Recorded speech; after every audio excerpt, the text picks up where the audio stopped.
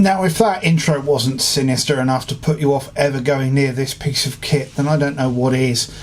That's very reminiscent of OCP Corporation from Robocop and that sort of thing. It's really quite eerie. Anyway, here we have a Polycom video conferencing system. I believe this is from the very early thousands. It is quite a horrible piece of kit. It feels very much like it was thrown together quite quickly. Unfortunately, there's absolutely nothing we can do with this. This was purchased for the princely sum of £5, just in the off hope that I'd be able to do something with it. It might support SIP or something like that, and it really doesn't. Just to put in context just how this is put together, everything in this is being done with composite. There is no digital video path anywhere in this thing. It is truly horrible. There is no way to really do much with it. I mean, you can see there by the really poor way that things are put together that we've got what is essentially a normal digital television underneath here, that they have quite literally just bolted something on the back of. So we're going to pull it apart. I'm going to disconnect the completely non-standard power cable, which you can't see. Let's just move this up here for a second, block out all the light. Let's turn the overhead light back on. Eyes. And you can see this weird completely non-standard power cable that it uses, and proper power brick. What are we talking of here? 13 volts at 9 amps. Oh, okay, this has come from RS Electronics at some point. So I will just give you a quick look over it. So that's all there is to the front of it, but certainly when we start looking at the back, as you can see, there's this air of it having just been bolted together from pieces. This is almost certainly an off-the-shelf monitor here. It really is quite an odd little bit of kit. So what we'll do is we'll pop this back part off and see what happens once we've got that off. But I think this really is just bolted together, really.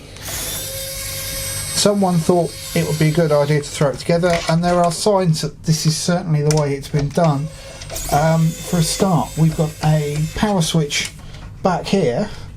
We've got a power switch back here as well. They both do the same thing, but they both have to be on. Get all these screws out. It wouldn't surprise me if some of these are even going into the, certainly these two, to the original laser mount. So that's it, we get that off now. It doesn't seem that well attached to what's underneath. So we've got a cable here to the camera at the top. I've heard stories that these cameras are actually quite nice Sony units in these. Can I get these off with this screwdriver? I might have to find another one. I might have to. To be fair, I'm not overly interested in the guts of the television at all. So yeah, just down here we've got a removable panel of some designation. So something does not feel as bright over here as it usually is. There we go, we've got that out. So our camera cable, let's just pop these out as well. I can't help but notice that our camera cable is just going through a hole in the screening. There's no specific, well, I assume that's a camera cable because we've got another one here, but there's no specific hole to route that through. Maybe it's speakers then. So does that all come off now? Yes, it is, and that is just sticky padded on. So that's microphones. So that's something to do with the camera. The camera has got sticky pads holding the cable onto the back of the microphone, onto the back of the monitor, and we've even got the cooling grills here, the original ones for the monitor. That's a flat flex which has just fallen out.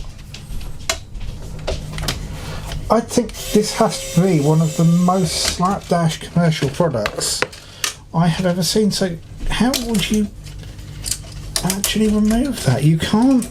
There's a ferrite on that, so it can't come through this way. So you've got to take this fragile little ribbon cable out and feed it through there. And wow, this wouldn't have been a cheap product either.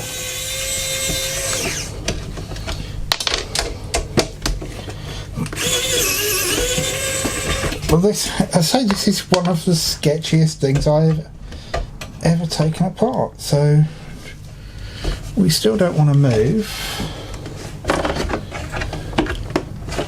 I don't see why. Do we have to slide? Nope. Maybe we slide up. Let's just spudge our way in here. Maybe that will work for us. We've got. Okay, yeah, that's it. It slides. There we go. So at that point, if you rip that suddenly, a little flex cable is just dead. And you know what? This is attached to the Vaser mounts. So we've got a screw here.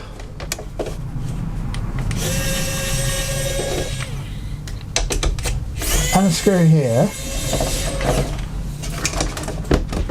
Obviously there's a bit more than that, but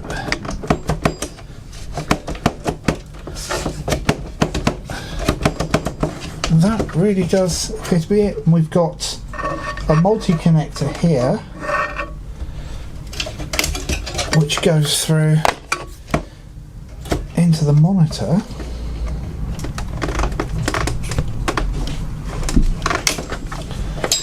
Like that.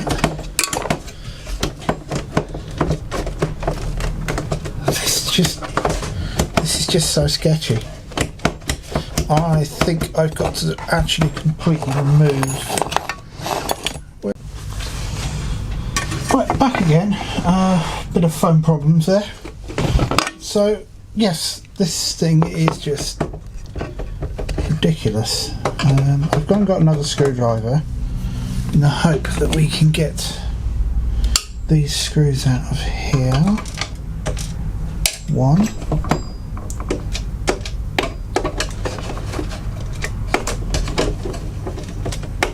Because whatever's still holding this on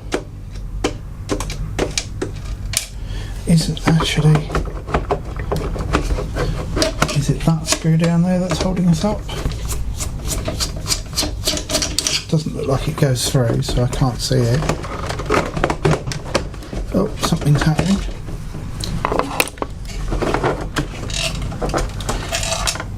Oh, this really is awful.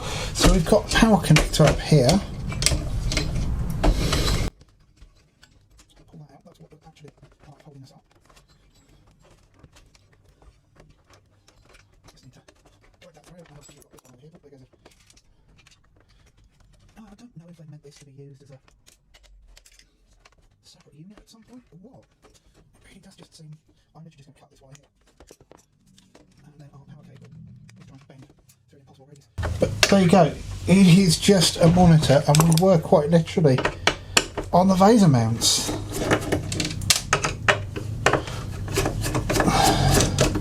So this is going to be our video connections, and I'm guessing they are just going to be... Yeah, exactly that. Two phono connections and an S-video connection. This is just so tacky. And you know what? The video conferencing part on the top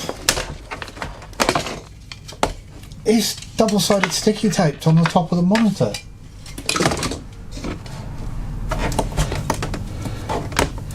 So what we have now, bar the power supply, is just a standard, I say monitor. It's got VJ in, but yeah, this is just beyond belief. It really is. we use Polycom equipment. To demonstrate the fact, one Polycom phone. But oh, this is so bad.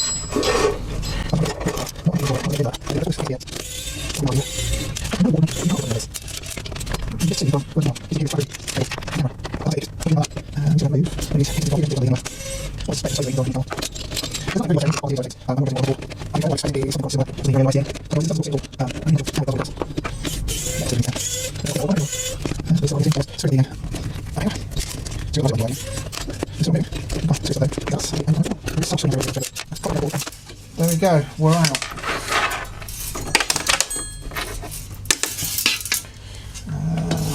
Go down there for now. So that is just a standard monitor. Other than the lack of power,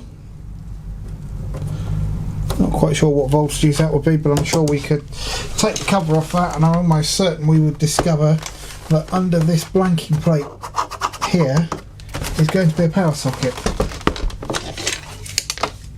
I don't know if there's actually any point doing anything with it, because to be fair, when it was powered up the quality wasn't wonderful. That can go over there. Right, let's have a nose around this. Zoom you in. So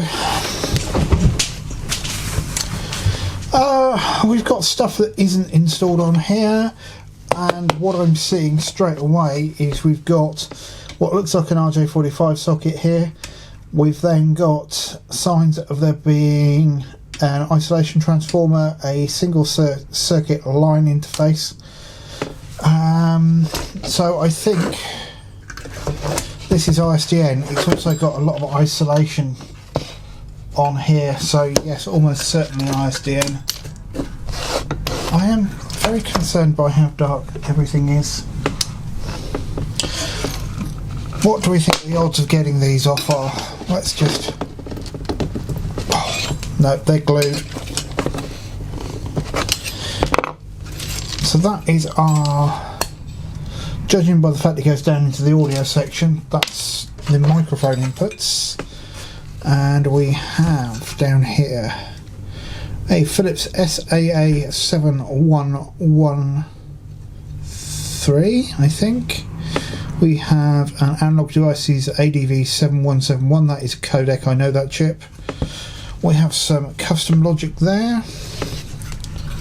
We have an Intel NIC, Linear Devices Power Management. Let's just have a quick look at the other side of that.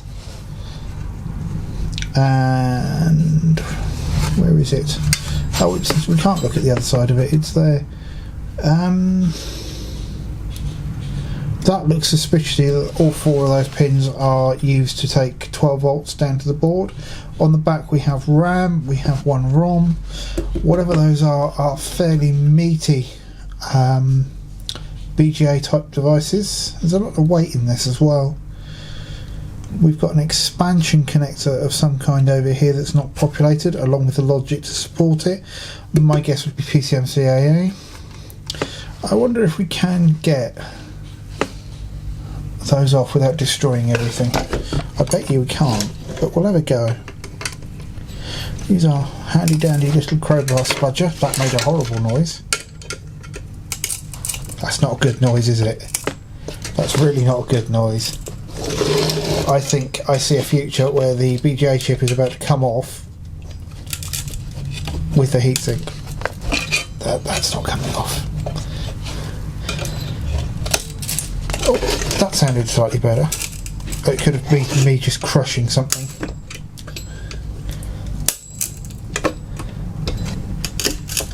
No. Oh, there we go. Right, well there we go. That's by a manufacturer I have never ever heard of before, Equator. My guess would be programmable logic. Was that actually glue? I believe it. Don't know that that was glue because it scrapes away so easily. What can happen with these sometimes is No, I think it was good. What can happen with heatsink compounds, sometimes it will set almost to the consistency of glue. Let's give this one another go now then. There we go. BSP158LF. It's the same chip, TME514C. I think we had actually started to lift that off the board, you know. Yes, we had. So yeah, this is never going to work again. But then again, we knew that. So overall, there's a lot of money being put into this board. I don't know what these chips actually are. Is there a date on here anywhere? Let's see what we can find. 0644, 0644, 0631, 0631, 0625.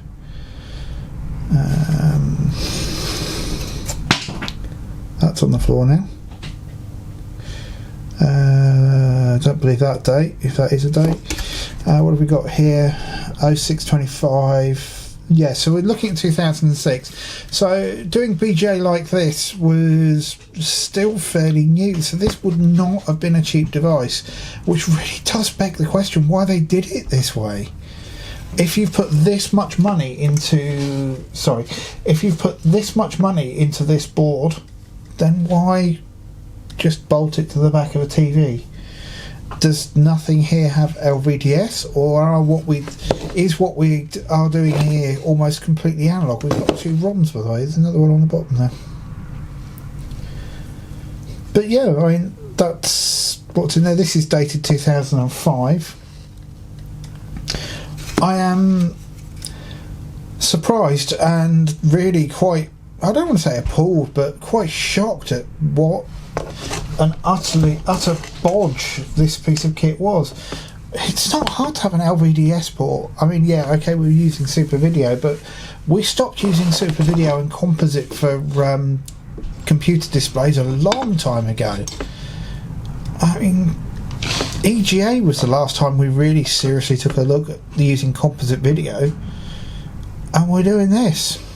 So yeah, anyway, with that, I'll finish this video, and I hope you enjoyed, and I hope you are similarly astounded. Take care.